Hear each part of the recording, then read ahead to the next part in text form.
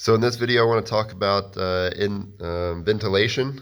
Obviously, I work in a really small space, and the amount of dust that's produced by the plasma machine can be really hazardous to your health if you don't have good ventilation.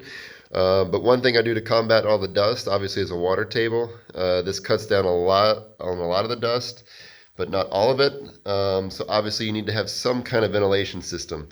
Fortunately for me, I have a big air duct that's going up to the garden, and I've installed a big ventilator. This is basically a ventilator that I guess they use in agriculture.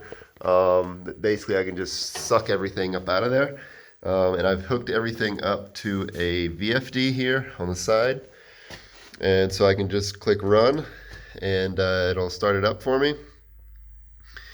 And I can run it at different speeds if I want, based on whether I'm cutting for plasma or if I'm just welding in here.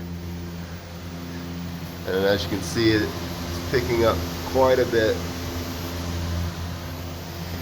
And obviously, if I'm not running the machine, I can just stop it, and it'll ramp it back down.